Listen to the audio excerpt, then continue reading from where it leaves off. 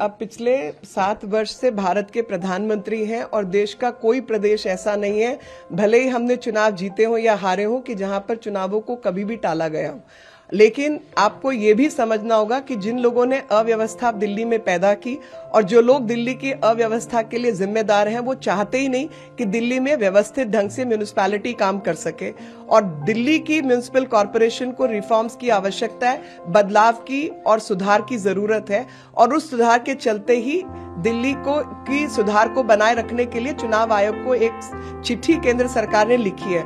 ना तो चुनाव टले हैं और ना ही चुनावों का बदलाव हुआ है, लेकिन आप सबको इसके पीछे की रणनीति समझ आनी चाहिए। ये रणनीति उन लोगों द्वारा तैयार की गई जिन्होंने भ्रष्टाचार से दिल्ली को लिप्त किया। ये वो लोग हैं जिन्होंने एक कार्टेल क्रिएट करके 4 कंपनियों के बीच में, जिसके नाम मेरे पास हैं, और आज मैं आपके माध्यम से ये शो कॉज नोटिस जो कि एक्साइज डिपार्टमेंट ने इन 4 कंपनियों को दिया है, मसला सिर्फ मौलिक और मॉरलिटी का नहीं है, बल्कि भ्रष्टाचार का मसला है, जिसमें 4 कंपनियां लिप्त हैं। एक का नाम है मैग्नम, एक का नाम है इंडोस्पिरिट, एक का नाम है एनरिच और एक का नाम है खाऊगली। ये 4 कंपनियों ने कार्टेलाइजेशन करके शराब के ठेके लिए हैं। इसमें से जो कंपनी है कोई ब्लैकलिस्टेड कंपनी है।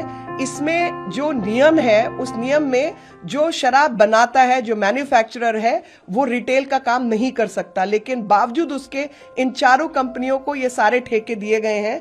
और ये एक वार्ड के अंदर 3-3, 4-4 शराब की दुकानें खोली हैं, जिससे पूरी दिल्ली की जनता, खासतौर पे महिलाएं, परिवार के लोग और बच्चे खराब ना हो, वो लोग परेशान हैं। जो आदमी पंजाब में जाके ये कहता है कि नशा मुक्त पंजाब बनाऊंगा, वो दिल्ली को नशे में डुबोने का काम करता है। ये आप सबके सामने है। असलियत में जो सुधार का विषय, आज मैं सीधा प्रश्न मनीष सिसोदिया और केजरीवाल जी से पूछना चाहती हूँ कि वो लोग बताएं कि म्युनिसिपल कॉर्पोरेशन के अंदर प्रशासनिक सुधार होने चाहिए या नहीं, दिल्ली को बर्बाद करने का काम आपने किया या नहीं, और एमसीडीज को खास तौर पे लेके, म्युनिसिपल कॉर्पोरेशन को लेकर जिस तरीके का सौतेला व्यवहार आपने किया। मैं आपको दोबारा याद दिलाना चाहती हूं कि आपने चुनाव जीतने से पहले 2012 में यह कहा था कि आप 20% दिल्ली के बजट को लोकल बॉडीज को देंगे। आज आप 7 से 8% और नियम अनुसार 12% बजट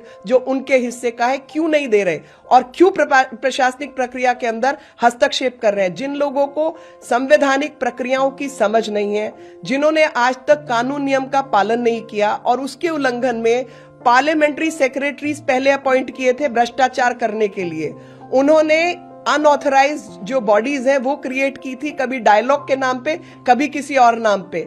इनके भ्रष्ट एमएलए, इनको इन्होंने रोल पे रखा था। और मुझे आज तक वो तस्वीर मेरी आंखों के आगे आती है जब राशन कार्ड बनाने के लिए एक महिला से किस तरीके का दुर्व्यवहार किया था। इन सब के रहते वो नियम कानून की जिनको खुद आज तक पालन नहीं किया, वो एक संवैधानिक संस्था को जो अपनी मर्जी से कोई सूचना प्राप्त होने पर अगर प्रेस कॉन्फ्रेंस को लेकर कुछ कहती है, अभी भी समय है, चुनाव होने में अभी भी समय है।